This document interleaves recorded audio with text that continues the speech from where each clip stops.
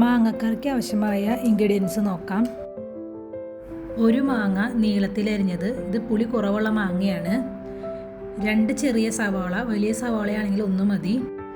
4 എരിവ് കുറഞ്ഞ പച്ചമുളക് നീളത്തിലരിഞ്ഞത്. ഇഞ്ചി ഒരു ചെറിയ ചെറുനാരങ്ങ വലുപ്പത്തിൽ ചതച്ചെടുത്തത്, നല്ല പോലെ വേണ്ട, ചെറുതായിട്ട് ചതച്ചെടുക്കുക, അല്ലെങ്കിൽ നന്നായി അരിഞ്ഞെടുക്കുകയും ചെയ്യാം. 4 തണ്ട് കറിവേപ്പില, 2 പിടി നാളികേരം മിക്സിയിൽ നന്നായി അരച്ചെടുത്ത് 1-ാം പാൽ, 2-ാം പാൽ, 3-ാം പാലായി മാറ്റി വെക്കുക. ഏകദേശം 160 മില്ലി വെള്ളത്തിലാണ് ഓരോ തവണയായി പാല് പിഴിഞ്ഞെടുക്കേണ്ടത്. 2 ടീസ്പൂൺ കടുക്, 4 വറ്റൽമുളക്, 1 ടീസ്പൂൺ ഉലുവ. ഒപ്പം നമുക്ക് കുറച്ച് പൊടികളും ചേർക്കാനുണ്ട്.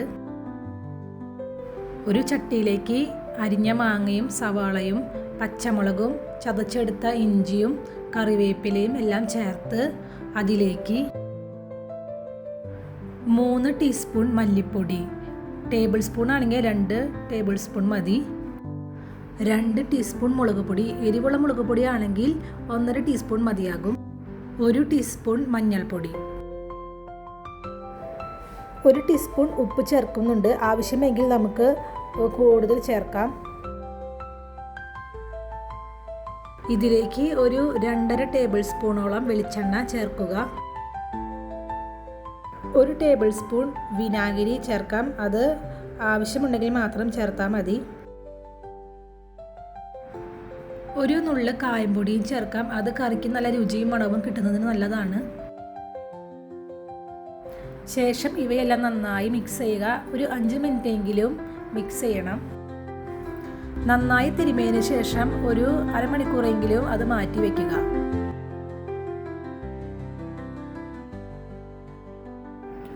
അരമണിക്കൂറിന് ശേഷം നമുക്കിത് അടുപ്പത്ത് വേവിക്കാൻ വയ്ക്കാം. അതിനായി 3-ാം പാലിൽ 2-ാം പാലിൽ നമുക്കിത് വേവിച്ചെടുക്കാം.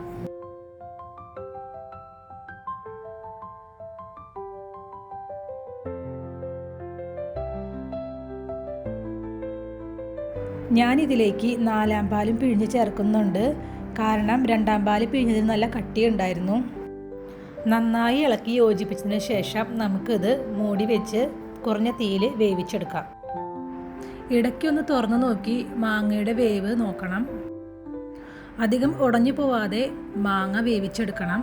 മാങ്ങ വേവിച്ചെടുക്കാൻ ഇവിടെ ഒരു 10 മിനിറ്റ് സമയം വേണ്ടി വന്നു. നമ്മളെടുക്കുന്ന മാങ്ങയുടെ വേവ് വ്യത്യസ്തമായിരിക്കും. മാങ്ങ ആവശ്യത്തിന് കുക്കായതിന് ശേഷം ഞാനിതിലേക്ക് 1-ാം പാല് ചേർക്കുകയാണ്. 1-ാം പാല് ചേർത്തിളക്കുമ്പോൾ തീ ഏറ്റവും ലോ ഫ്ലെയിമിലിടണം. നിർത്താതെ ഒരു മിനിറ്റെങ്കിലും ഇളക്കിക്കൊണ്ടിരിക്കണം. തേങ്ങാപ്പാലിൻ്റെ പച്ചക്കുത്ത് മാറുന്നതിന് വേണ്ടിയിട്ടാണ് ഇത് 1 മിനിറ്റെങ്കിലും ഇങ്ങനെ ഇളക്കുന്നത്. ശേഷം നമുക്കൊരു പാൻ അടുപ്പത്ത് വെച്ച് ചൂടാക്കിയതിന് ശേഷം അതിൽ വെളിച്ചെണ്ണ ഒഴിച്ചു കൊടുക്കാം.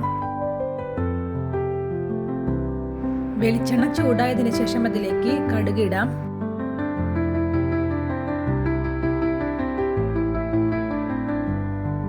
കടുക് നല്ലപോലെ പൊട്ടിയതിനു ശേഷം നമുക്കതിലേക്ക് വറ്റൽമുളകും 1 തണ്ട് വേപ്പിലയും ചേർക്കാം.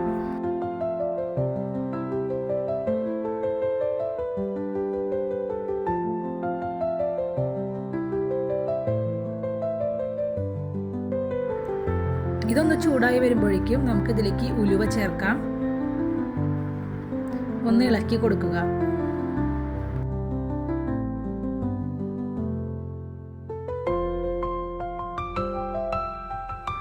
ഉലുവ കരിയാതെ നോക്കണം. അതിനായി കുറഞ്ഞ തീയിൽ നമുക്കിത് ഇളക്കിയെടുക്കാം. ശേഷം ഈ വറവ് നമുക്ക് ചട്ടിയിലേക്ക് ചേർക്കാം. ശേഷം നല്ലപോലെ ഒന്ന് ഇളക്കി യോജിപ്പിക്കുക. ഞാനിപ്പോൾ ഉപ്പ് നോക്കിയപ്പോൾ അതിൽ കുറവ് പോലെ തോന്നി. അപ്പോൾ ഞാൻ ആവശ്യത്തിന് ഉപ്പ് ചേർക്കുന്നുണ്ട്. അങ്ങനെ മാങ്ങക്കറി റെഡി ആയിട്ടുണ്ട്. എല്ലാവരും ഇതൊന്ന് ട്രൈ ചെയ്ത് നോക്കുക. അഭിപ്രായം അറിയിക്കുക. വീഡിയോ ഇഷ്ടമായാൽ ഒന്ന് ലൈക്ക് ചെയ്യണേ, സബ്സ്ക്രൈബ് ചെയ്യണേ.